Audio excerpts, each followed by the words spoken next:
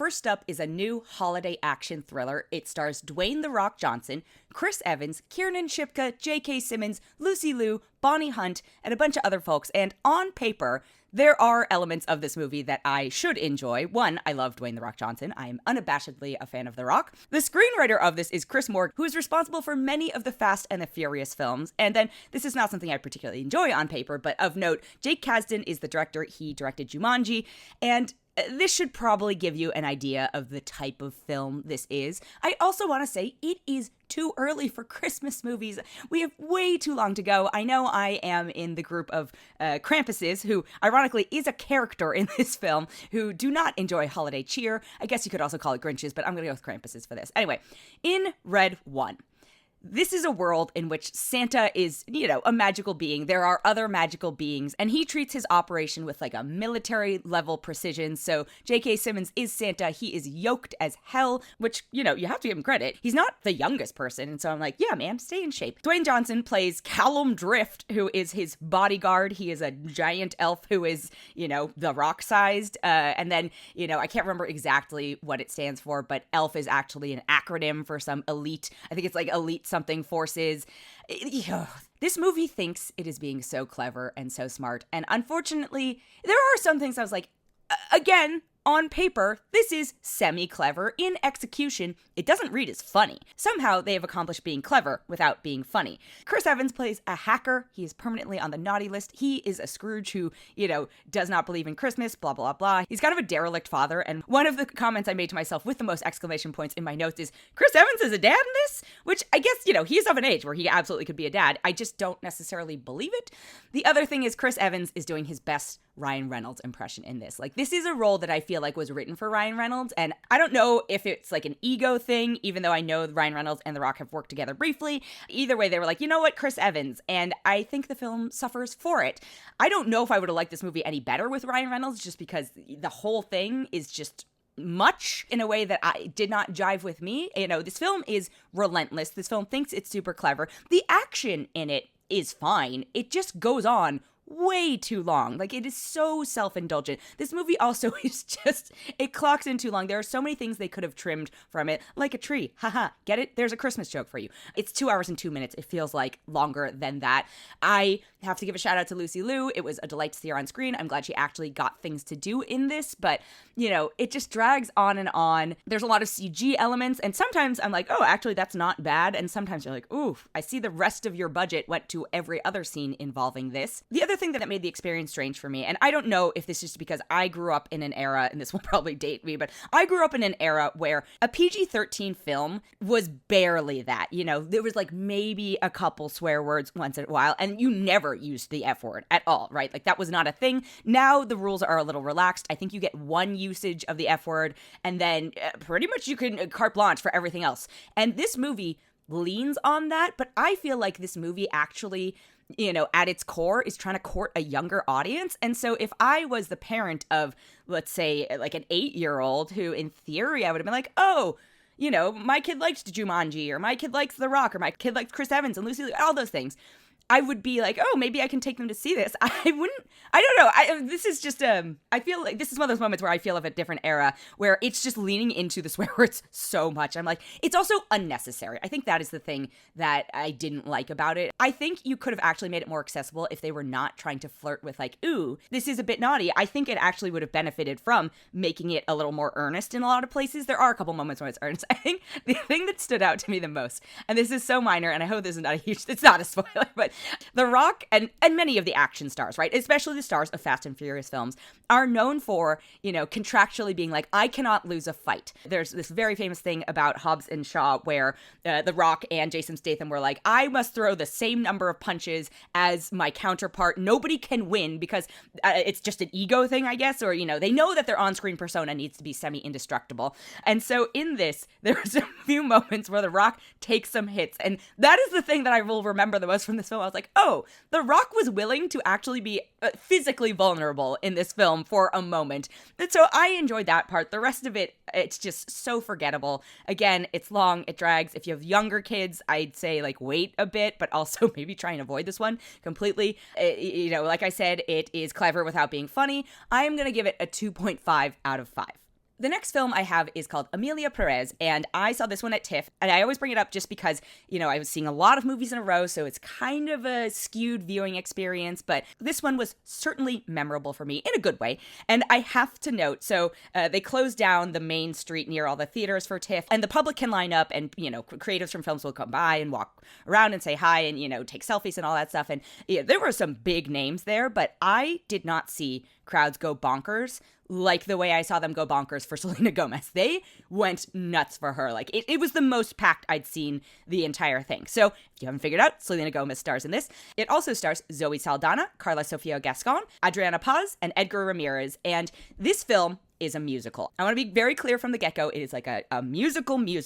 It's a film musical. It takes advantage of the medium of film, but it is often told through musical sequences that advance the story versus a film that has a lot of singing moments in it that maybe are like out of the plot. No, these are advancing plot stories. It is about the lives of 4 women in Mexico and how they are intertwined. And I hope this is not a major spoiler. It's very much the premise of the film and in all the information.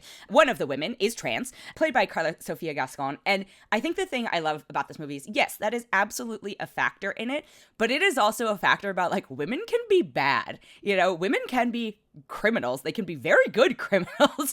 They don't all have to be paragons of the community. And so the character who eventually becomes Emilia, she starts out as a criminal, and so the other people are people in her lives. Zoe Saldana plays her lawyer. Selena Gomez plays her wife in a previous life. It is an action thriller in a successful way, in a way that Red One certainly was not a successful action thriller. It is also a musical. Now, when it comes to the music, I don't have the best ear for these things. I'm very tone deaf, but I enjoy musicals certainly. I don't know if Zoe Saldana is the strongest singer. She's definitely not a strong dancer either. And I should note there are lots of dance sequences in this too. So that part, a little rough. Her acting scenes, great. Selena Gomez, also an interesting one, because her singing scenes, good. Her acting scenes, not what I'm used to. I don't say that in a bad way, but I am only familiar with her from Only Murders in the Building, which is a very specific style. It is very different from this. I don't know her from her Disney Channel days, So I don't have a lot to go on here, but it was very different seeing her in this basically wife of a gangster role versus what I'm used to seeing her as and other things. And, that's just on me on being able to switch gears. But her singing, obviously she does come from a musical background, so she can sing. But it was just, the balance of being able to act and sing and dance on screen, it comes out in the wash, so it's fine. It's very watchable. But it was like, these are choices. And then some of them is like, okay, this movie, I don't think, given the subject matter, would have gotten made without names like Zoe Saldana and Selena Gomez attached. So I understand. I'm not going to knock it. But yeah, it's just a wild ride. It is fascinating. I think all of the women, and, Edgar Ramirez gives a fine performance, but he's so tertiary to this. All the women give really strong performances. I know that they have been kind of putting them all forth as a group. But for me, Carla Sofia Gascon is the star of the show. She is obviously the titular character. She is Emilia Pérez. So this one's out on Netflix. There's no reason not to watch it. I'm going to give this a 4.5 out of 5.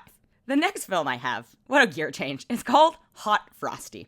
Also a Netflix film, also a holiday film. And yes, I know I was just complaining about it is too early for holiday movies, but every year I try to pick 1 or 2 or maybe 3 of the, Lifetime, Netflix, Hallmark, cheesy movies. And I like to go for the ones that have the absolutely most absurd plot description possible, and I commit to those. Hot Frosty, it's early in the race, but this might be the winner. So kind of what is becoming a more classic, holiday film trope. Takes place in a small town. Shocking, I know. Lacey Chabert, who I didn't realize is queen of a lot of these types of movies. I have been in the more Vanessa Hudgens world, I guess, when it comes to this. But Lacey Chabert of Mean Girls, is a woman. She has lost her husband to cancer, unfortunately. It's been a few years. She runs a diner in a small town. And then one magical holiday season, she's given a scarf. And it's a magic scarf, and this is all in the description in the trailer. And the scarf brings a snowman to life. And he's a hot snowman. And it's just, I lost brain cells while watching this movie, but I don't regret it. It is so ridiculous. So Dustin Milligan from Schitt's Creek plays the snowman.